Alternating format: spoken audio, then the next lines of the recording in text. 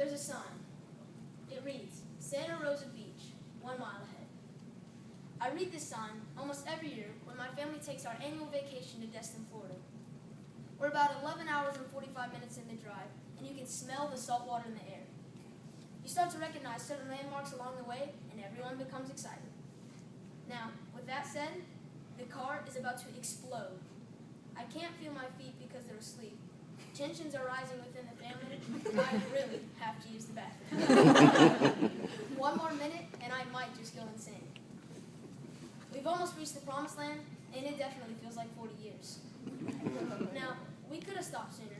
I mean, there are plenty of beaches closer than Destin, but they're not as spectacular as Santa Rosa. The extra mile in our trip is easily the hardest one. But when the gorgeous waters of the ocean open up and the white sand comes into view, you know it is well worth it. The Bible tells us many stories of where God could have stopped early, but instead follows through and makes the best choice. My favorite example is when Moses was forced to part the Red Sea. In Exodus chapter 14, the Israelites were fleeing from the Egyptians. In verse 12, the Israelites said that they would rather serve the Egyptians than die in the desert. God could have easily killed all the Egyptians right there and let the Israelites live in peace. Or he could have built an ark like Noah's, but that's not what he did. Verse 16 says, Raise your staff and stretch out your hand over the sea to divide the water so the Israelites can go through on the dry ground. The Lord doesn't just want the Israelites to cross the sea. He wants to show his power and prove his trustworthiness. Our God always goes above and beyond in every aspect of our lives. So, the Israelites are traveling across the Red Sea. They have towers of water on both sides of them, being held up by a strong east wind. There's also a huge fleet of angry Egyptians chasing them from the rear. I bet you the sooner they get out of there, the better. I can just imagine if I were there, I would literally be running for my life. And I'm sure it was a difficult crossing, and with 1 mile to go, the going probably got pretty tough. You're physically exhausted, you're mentally exhausted, and death is always on your mind.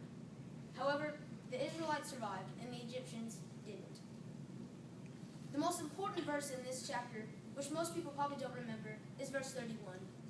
It states, And when the Israelites saw the mighty hand of the Lord displayed against the Egyptians, the people feared the Lord and put their trust in him and in his servant Moses.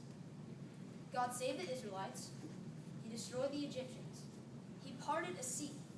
And most of all, he gained the trust of all of his people. There's always an easier way in life, but it's not always the best way to go. God always wants what's best for us, but his way is almost never the easy way. His expectations for his people are like no other. Everyone else in this world may cut off short, but as people of God, we have to go that extra mile. It will be hard, but God's plans always have the best possible endings, like the Israelites surviving the Red Sea. Noah and his family are saved from a flood. 5,000 people are fed from 5 loaves and 2 fish. A simple fisherman becomes a great teacher of the truth. And best of all, believers in Christ can go to heaven and live with him for eternity. Judgment day will come, and Jesus may ask you, did you go the extra mile?